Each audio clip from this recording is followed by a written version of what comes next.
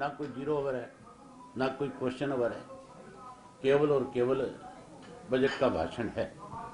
वित्त मंत्री, मुख्यमंत्री उसको पढ़ करके जाएंगे। बाकी 7 दिन बचे हैं। इन 7 दिनों में भी आज का जीरो ओवर खा गए, 6 दिन बच गए। आज का कॉलिंग अटेंशन खा गए। स्वयं स्पीकर महोदय ने यह बात स्वीकार करी थी कि हम हर रोज 2 कॉलिंग अटेंशन मोशन रखेंगे। असूलन 7 दिन की सीटिंग में 14 कॉलिंग अटेंशन मोशन मंजूर होने चाहिए थे। और करंट इश्यूज ऐसे हैं जिन पर चर्चा होनी बहुत जरूरी है। अब एक सदस्य, अगर मान लो मैं गवर्नर के एड्रेस पे अपनी बात रखूं, तो उसमें पैरे तो दे रखे हैं 131। अगर मैं एक एक पैरे पे 1-1 मिनट लगाऊं तो मुझे 131 मिनट बोलने के लिए चाहिए। चलो मैं 131 के बजाय भी उसमें जो महत्वपूर्ण बातें हैं, चाहे वो 10 है, 12 है, 15 है, 20 है, उन पर अगर चर्चा करना चाहूँ तो भी आधा घंटा समय कम से कम चाहिए। समय निर्धारित करेंगे 3 मिनट का, 4 मिनट का, 5 मिनट का। उस 4-5 मिनट में आप किन किन इश्यूज के ऊपर चर्चा कर सकते हो। हम अपने विधानसभा क्षेत्र की पूरी बात भी जो है विधानसभा के सत्र में रख नहीं सकते। तो फिर इस सेशन का फायदा क्या हुआ? ये किस लिए बुलाया जाता है? क्या केवल मेंबर्स को यहाँ दस्तखत करने के बुलाया जाता है? या आप और आकर के दस्तखत करो और 3-4 मिनट जो है, जो पाबंदी हम आप पे लगा रहे हैं, उस पाबंदी के तहत अपनी बात को और जाओ। अब जो इश्यूज हैं आज के करंट, जिस पे हमने कॉलिंग अटेंशन दे रखी थी, वो सारी की सारी डिसअलाउड कर दी। केवल अब तक 4 कॉलिंग अटेंशन ऐसी है जिस पे अलाउ किया है कि आप इस पे चर्चा कर सकते हो।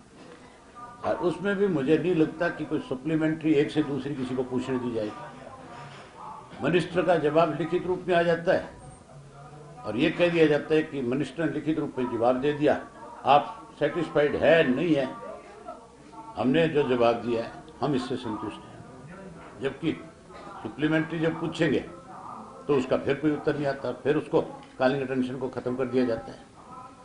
इसका मतलब इन्होंने सारा प्रजातांत्रिक जो तरीका है, जो सदन की गरिमा है, उसको पूर्ण रूप से खत्म करने का काम किया। आज जो इन्होंने एक फैसला किया है कि 10 साल पुराना ट्रैक्टर जो है वो आप एनसीआर में नहीं चला सकोगे। ट्रैक्टर तो गड्ढा है और गड्ढे को भी आप 10 साल के बाद नहीं चला सकते, तो फिर किसान खेत कैसे जाएगा? किसान खेत में बुआई कैसे करेगा? किसान बिजाई कैसे करेगा? कैसे किसान अपनी फसल मंडी में लेकर के जाएगा?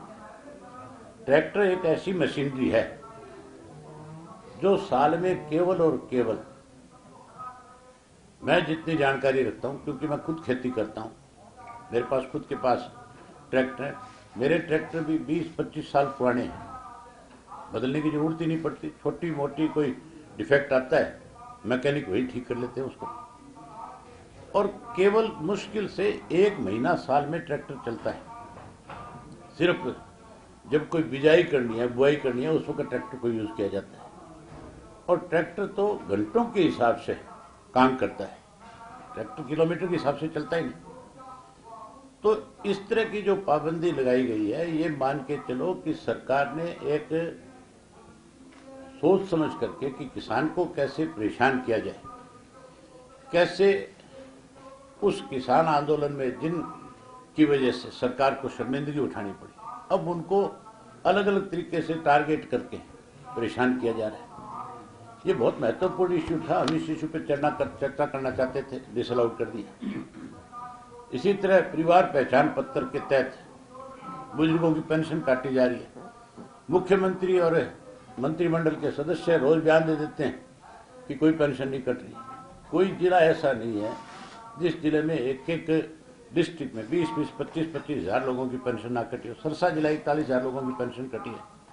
हमारे पास सारा रिकॉर्ड था, हम इस पर चर्चा करना चाहते थे, इसको भी इसलिए डिसअलाउ कर दिया कि अगर इस पर चर्चा करेंगे तो सरकार फंस करके खड़ा हो जाएगी, सरकार के पास कोई जवाब नहीं होगा। इसी तरीके से प्रॉपर्टी आज एक उस पर भी आईडी शुरू कर दी। आज मान लो मैं गांव में रहता हूं और मेरा शहर में प्लॉट है, मैं अपना शहर का प्लॉट बेच नहीं सकता जब तक मेरे पास प्रॉपर्टी आईडी नहीं होगी। और मैं गांव में रहने वाला व्यक्ति क्यों शहर में जाकर के अपनी प्रॉपर्टी आईडी बनवाऊंगा? पहले कभी थी नहीं। आज कोई प्रॉपर्टी बेचना चाहता है तो सबसे पहली शर्त है सरकार की कि प्रॉपर्टी आईडी लेकर के आओ उस शहर की। मैं अगर वो बनवाने जाऊंगा तो मेरे से पैसे मांगते हैं, 50,000 दे दे, ₹1,00,000 दे दे। जितने की प्रॉपर्टी है उसका 5% प्रॉपर्टी आईडी के नाम पे मांग लिया जाता है। इसी तरीके से इस पे भी आप चर्चा नहीं करवा रहे। कर्मचारियों की पुरानी पेंशन जो थी बहुत महत्वपूर्ण इश्यू था, बहुत सारी स्टेटों ने रिवाइव किया, इसको दोबारा लागू किया। हरियाणा प्रदेश की सरकार को भी इसको लागू करना चाहिए दोबारा, हम इस पर चर्चा करना चाहते थे, इसको भी डिसअलाउ कर दिया।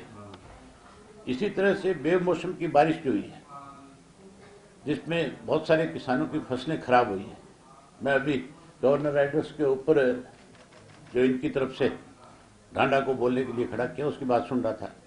वो कह रहा है कि हम 15,000 रुपये मुआवजा देंगे। सरसों की फसल अब की बार जो किसान की है वो 15 क्विंटल एकड़ की है और 15 क्विंटल का मतलब 6,000 रुपये क्विंटल का भाव है आज की तारीख में। 90,000 रुपये की सरसों एकड़ की खराब हुई है, जबकि उसके ऊपर और जो खर्चे हैं, उसकी बुआई करने के खर्चे थे, उसकी बिजाई का खर्चा था, उसके अंदर ट्रैक्टर का डीजल भी लगा है, उसकी गुडाई भी हुई है, उसके अंदर भी मजदूरी लगी है, उसमें पानी लगाने वाले किसान का भी खर्चा जोड़ा जाए तो आज की डेट में 1,10,000 रुपया पर एकड़ का बनता है।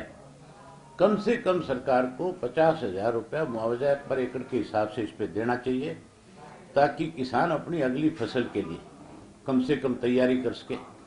एक फसल उसकी मर गई, अगली फसल के लिए आप पैसा दे नहीं रहे, उसका तो खर्चा भी पूरा नहीं दे रहे आप, जो लागत है उसकी वो भी नहीं दे रहे, उसकी जो कमाई होनी थी उसमें जो उसको इंसेंटिव मिलना था, जो बचना था, वो पैसा तो बहुत दूर की बात है, आप उसका खर्चा भी पूरा नहीं दे रहे। 15,000 रुपये में कैसे किसान का काम चलेगा? आज महंगाई बढ़ रही है, डीजल पेट्रोल के दाम कह रहे अगले दिनों में फिर बढ़ जाएंगे। उस पर भी इन्होंने, क्योंकि सरकार को उसमें जवाबदेही बढ़ती थी, फंस के खड़ी होती थी, इसलिए उस पर भी चर्चा नहीं कराई।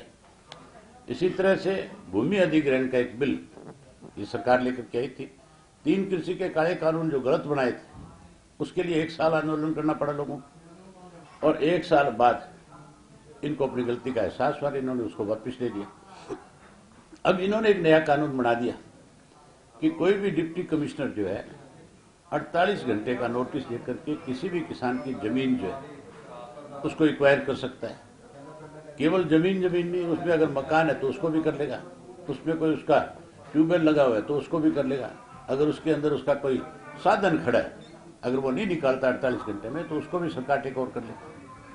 मतलब ऐसा कानून बना करके, केवल ये कानून इसलिए बनाया है कि जो शहरों के साथ लगते हुए गांव हैं, जिन किसानों की जमीनें हैं, जिनकी कीमत आज करोड़ों रुपए एकड़ है, उसको कलेक्टर रेट पे खरीद करके कल को आने वाले समय में अपने चाहते लोगों को दे देंगे। इस तरह का कानून बनाया। हम इस पे चाहते थे भी इस पे चर्चा हो हर हालत में, इस पे सरकार जवाब दे।